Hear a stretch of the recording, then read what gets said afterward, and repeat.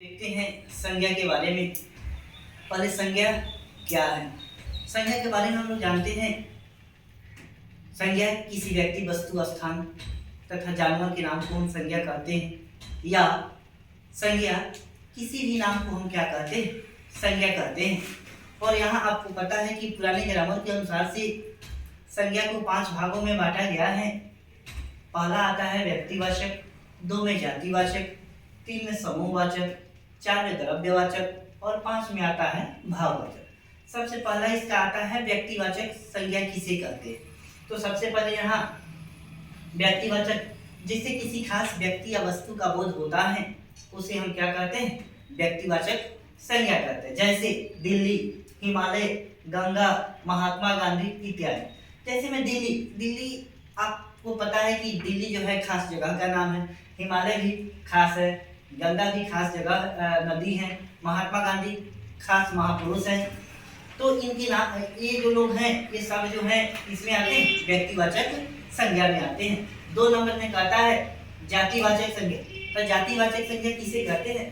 तो जातिवाचक संज्ञा जिससे जाति भर का बोध होता है, उसे हम जातिवाचक संज्ञा कहते हैं। जैसे कहता है नदी कहने पर पूरे नदी का बोध होता है। अगर वही कह दे गंगा नदी, तो गंगा इन नदी का, केवल नदी का नाम है, गंगा नाम पर आ जाएगा तो डायरेक्ट व्यक्तिवाचक हो जाएगा।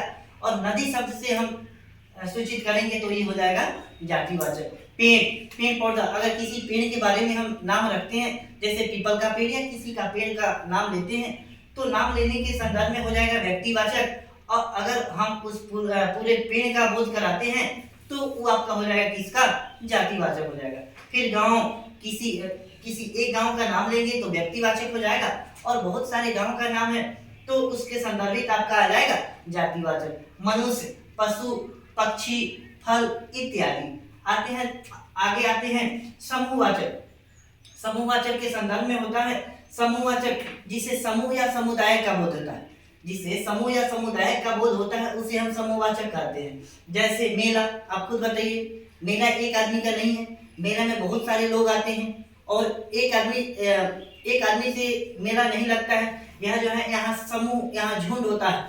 इसलिए यहाँ किसका झुंड होता है? तो मनुष्य का झुंड होता है। तो मेला हो जाएगा, भीड़ हो जाएगा, सेना हो जाएगा, समिति हो जाएगी। समिति एक आदमी से नहीं बनता है, बहुत सारे सदस्य को जोड़ करके उसमें किसका निर्माण किया जाता है? समिति का निर्माण किया जाता है। कक्षा में आपको पता है एक आदमी का नहीं, बहुत सारे विद्यार्थी जो हैं जब क्लासरूम में बैठते हैं तो वहीं क्या होती है? कक्षा, सभा इत्यादि समूहवाचक होते हैं। आगे कहता है द्रव्यवाचक।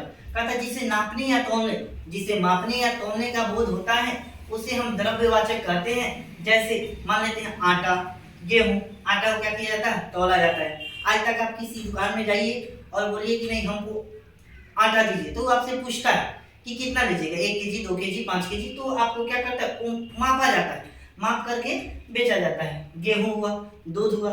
मानिए दूध लेते हैं तो दूध कैसे लीजिएगा? दूध जो है आप कहिएगा कि हाँ हमको 1 लीटर चाहिए या 2 लीटर चाहिए, तो उसको भी बताइएगा कि कौन सा वाचक होगा? द्रव्यवाचक होगा। और जैसे घी, डीजल, पानी इत्यादि जो है कौन सा संज्ञा होते हैं? तो द्रव्यवाचक होते हैं। आगे हम लोग आते हैं भाववाचक संज्ञा। तो भाववाचक किसे कहते हैं? वैसा संज्ञा जिसे हम महसूस कर सकते हैं लेकिन छू या देख नहीं सकते। जैसे हम लोग मानिए कि हम उसको महसूस करते हैं, जैसे हवा बहती है, हम लोग महसूस कर रहे हैं लेकिन हम अपने आंखों से नहीं देख सकते। और उसके बाद विश्वास, हमको पता है कि वो आदमी हम पर कितना विश्वास करता है, नहीं विश्वास करता है, हम महसूस कर सकते हैं। सुंदरता, इच्छा, प्रेम इत्यादि जो है किसके उदाहरण है? भाववाचक संज्ञा का उदाहरण है।